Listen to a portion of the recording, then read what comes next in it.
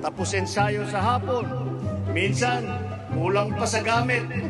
Pa sa gamit. Nung opening ceremony ng palarong pambansa, ay may mga kabataan atleta sa likod ko habang ako'y nag-speech kung ano-ano mga mukha ang kanilang ginawa.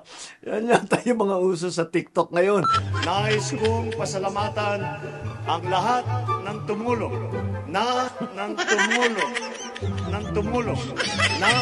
maisakatuparan ang palarong ito. Kung Sandro, baka pwede natin mahanap itong mga batang ito para makilala naman natin. Shout out naman dyan sa mga kabataan. Itong mga nakarang linggo ay marami tayo mga pinagtuunan, napansin sa mga serbisyo ng pamahalaan. Mga bagay na may dalang direktang ginhawa sa ating mga kababayan. Yan lang naman ang pangunahing direksyon na inilatag natin sa ating kabinete. Paano ba natin pagiginhawain ang buhay ng bawat Pilipino? Di man perpekto at marami pang kailangan ayusin. Masaya naman ako sa mga feedback na natatanggap namin dito ng nakaraang mga linggo. Mas magiging comfy tayo to walk alone, knowing na may mga pulis na nakasurround sa'yo. Pag magtatanong kami sa mga pulis, alam namin na secured kami. Unahin na natin itong usapin sa kaligtasan. Security and safety sa ating mga lansangan. Sinimulan natin ang pagdideploy ng mas maraming pulis o yung tinatawag nating cops on the beat. Naging maganda naman ang feedback nito. Sabi ng mga tao ay malaki talaga ang natutulong pagka sila ay maging panatag. Ginagawa na rin itong emergency hotline natin at sigurado ako in just a few weeks, baka sa Hulyo pwede na, ay ma-launch na namin ito. Ang bagong PMP chief naman natin ay 3 minutes ang police response ang isinusulong sa kanyang mga hanay. Yung mga nagsasabi, hindi, ano lang yan. Unsustainable is really the what people are saying. Watch me sustain it. Malaking bagay po ito, lalo na po sa mga mahihirap po nating mga kababayan. Ang 20 pesos po ay malaking bagay. Kami ay sobra-sobra po talagang nagagalak. Masyadong masaya ako kasi marami nangarap niyan.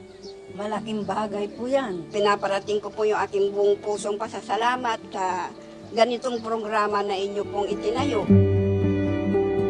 Isang araw ay nag-inspect tayo ng isang warehouse ng NFA sa Bulacan. Marami pa rin ang nagdududa kung paano masusustain o patatagalin itong 20 peso rice na ito. May stock pa ba tayo na bigas? Kaya ba ito na bayaran ng ating gobyerno? Masusustain po natin yan basta't nagtutulungan ang lahat. Ang sisiguruhin natin ay hindi mawawala ng abot kayang bigas ang ating mga kababayan.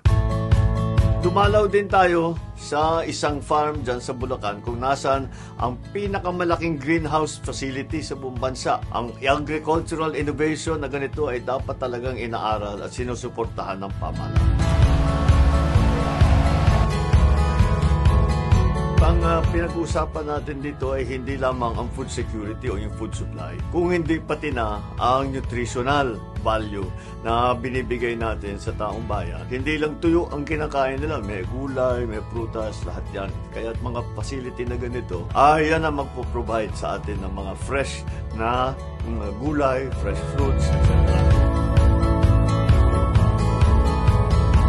Patuloy pa rin ang pamimigay natin ng mga makinarya sa National Irrigation Authority. Ito nga yung pangatlong tranche natin, refleeting program ang tawag. Mahalaga sa agriculture ang patubig at itong mga makinaryang ito ay sisiguruhin ang irigasyon natin na laging well-maintained. Maganda ang daloy ng tubig. Ang major canals at irrigation infrastructure ay laging maayos.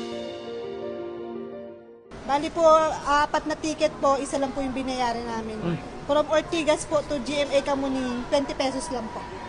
I was so thankful kasi talagang nakabawas ang babayaran namin, di ba? Malaki talaga ang advantages.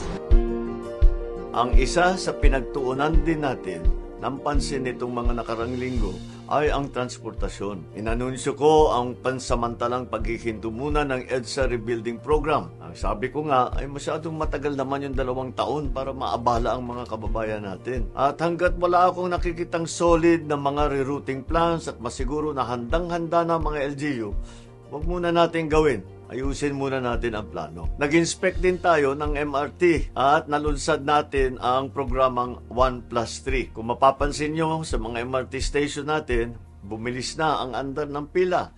Minsan nga ay wala ng pila. Yan ang patuloy natin tinatrabaho kasama si Secretary Vince ng DOTR. Bubuti pa yan in the coming months. Punta rin kami sa Year 3 naman. At marami rin ginagawang pagbabago. Bilang gateway ng ating bansa, itong mga airport natin kumbaga ay ang first and last experience nila sa ating bansa. Kaya't hindi sapat na magaganda ang tourist spot natin. Kailangan ganun din kaganda ang mga airport natin. Hindi lamang ang Manila Airport, dinidevelop din natin ang mga tinatawag na regional airport para ay ang ating mga bisita ay hindi na kailangan dumaan pa sa Maynila para pupunta sa kanilang resort. Pati na yung mga umuuwing OFW, kung minsan napakalayo naman ang pinupuntahan nila, pwede silang tumuloy na sa mas malapit na airport para hindi na kailangan dumaan sa Manila Airport. Napaka-importante yan para maging mas maginhawa naman ang biyahe. Hindi lamang para sa ating mga bisita, kung hindi, mas lalong-lalo na para sa mga Pilipinong umuuwi